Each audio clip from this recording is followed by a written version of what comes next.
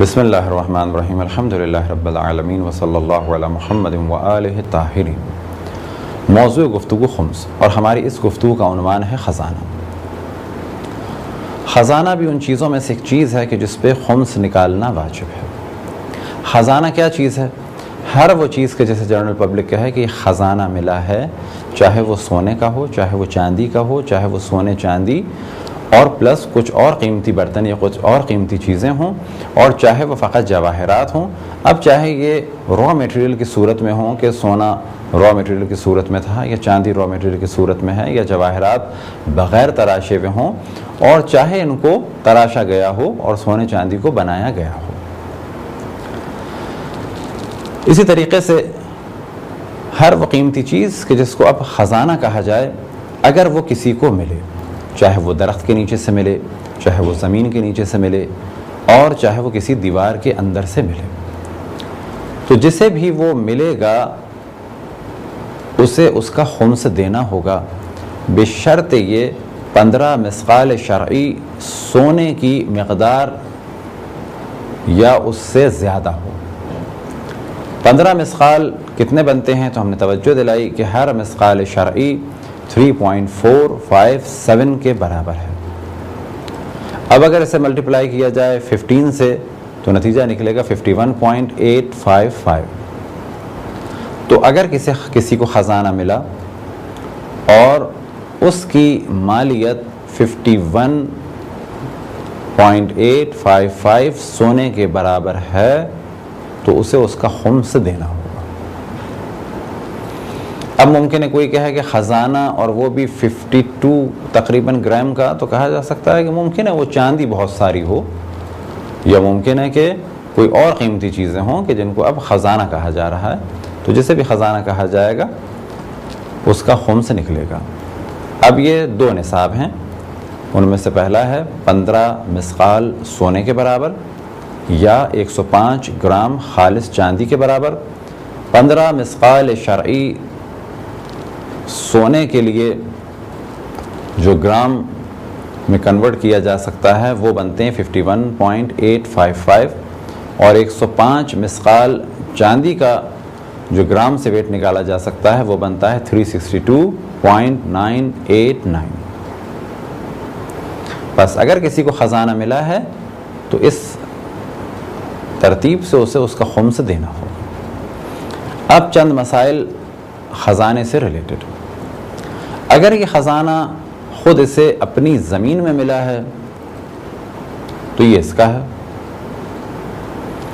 اگر یہ خزانہ کسی اور کی زمین میں سے ملا ہے تو وہ اس کا ہے۔ اگر یہ خزانہ کسی ایسی زمین میں سے ملا ہے کہ جس کا کوئی بھی مالک نہیں ہے تو جسے ملا ہے یہ اس کا ہے۔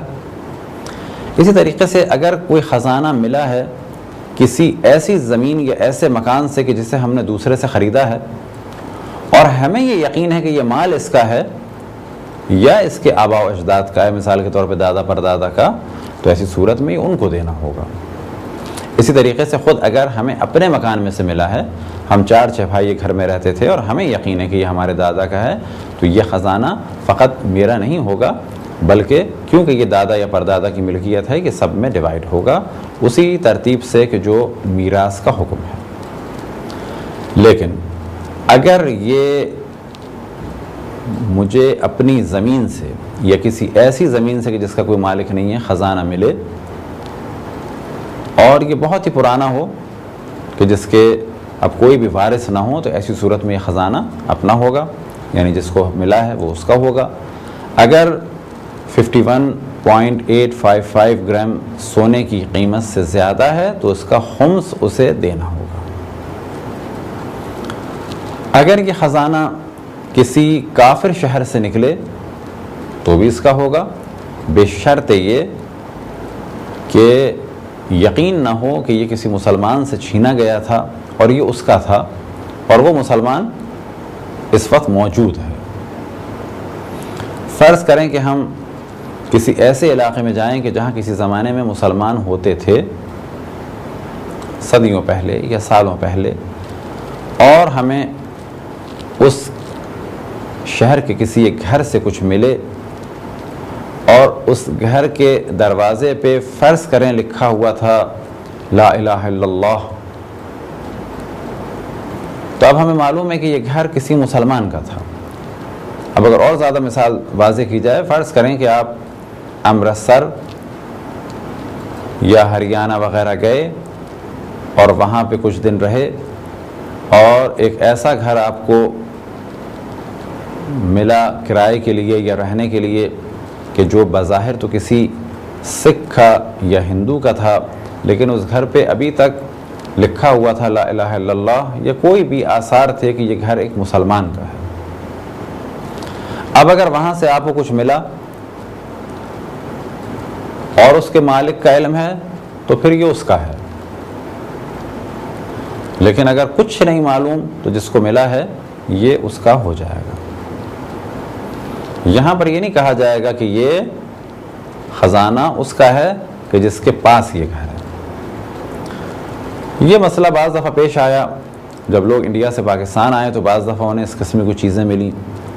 تو وہ خزانے کے حکم میں تھیں اور اس کا انہیں خمس دینا ہوگا۔ خزانے کے بارے میں بھی حکم یہی ہے کہ سارا خرچہ پہلے مائنس کرنا ہوگا، اس کے بعد یہ دیکھنا ہوگا کہ 15 مثقال سونے یا 105 مثقال چاندی کے برابر کی قیمت کا ہے یا نہیں ہے۔ اسی طریقے سے اگر کئی افراد نے اس کو ڈھونڈا ہے تو اس کے بعد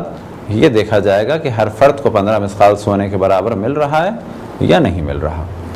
تو جب کئی افراد شامل ہوں گے تو آٹومیٹکلی خزانے کی تعداد اگر زیادہ ہوگی تو خمس نکلے گا، اور اگر ڈیوائیڈ ہونے کے بعد ہر شخص کو فرض کریں کہ 40 گرام سونے کے برابر ملا تو ایسی صورت میں کسی پر بھی خمس لازم نہیں ہوگا۔ اگر کوئی شخص کسی جانور کو خریدے اور جانور کے پیٹ سے کوئی چیز نکلے، مثال کے طور پہ کسی نے مچھلی خریدی اور مچھلی کے پیٹ سے جواہرات میں سے کوئی جوہر نکلا، مثال کے طور پہ ہیرا نکلا یا موتی نکلا، تو یہ بھی خزانے کے حکم میں ہے، اور یہ دیکھا جائے گا کہ اس کی قیمت کتنی ہے، آیا نصاب تک پہنچی یا نہیں پہنچی۔ اسی طریقے سے اگر کسی مویشی کے پیٹ سے کچھ نکلا اور اس نے خرید لیا تھا، کسی نے فرض کریں گائے خریدی یا بھیڑ خریدا، اس کے پیٹ سے کچھ نکلا، مثال کے طور پہ انگوٹھی نکلی، یہ انگوٹھی کہ جو نکلی ہے اور کسی کو اس گوبر میں نظر آئی تو یہاں پر یہ تحقیق کرنی ہوگی کہ یہ اس کے سابقہ مالک کی ہے یا نہیں۔ اگر یہ اس کے سابقہ مالک کی ہے تو پھر اسے دینی ہوگی، لیکن فرض کریں کہ کسی نے ایک نیل گائے کا شکار کیا اور اس کو جب ذبح کیا تو اس کی آنتوں میں سے ایک چھوٹا سا ہیرا نکلا یا کچھ نکلا، تو اس کا کیا حکم ہے؟ تو کہا جائے گا کہ یہ خزانے کے حکم میں ہے، اور یہی دیکھا جائے گا 51 گرام سے اس کی زیادہ قیمت ہے یا نہیں ہے، اور یہی حکم ہے مچھلی کا، اور یہی حکم ہے کسی اور سمندری جانور سے اگر کوئی چیز نکلے تو اس کا کہ دیکھا یہ جائے گا کہ نصاب تک اس کی قیمت پہنچی یا نہیں پہنچی۔ یہ تھی ایک مختصر سی گفتگو خزانے کے بارے میں۔ خداوند تبارک و تعالیٰ سے دعا ہے کہ بحق محمد و آل محمد ہمیں اپنے رسول اپنی حجتوں خصوصاً امام زمان علیہ السلام کی معرفت اور اطاعت کی توفیق عطا فرمائے۔ وصلی اللہ علی محمد و آلہ الطاہرین۔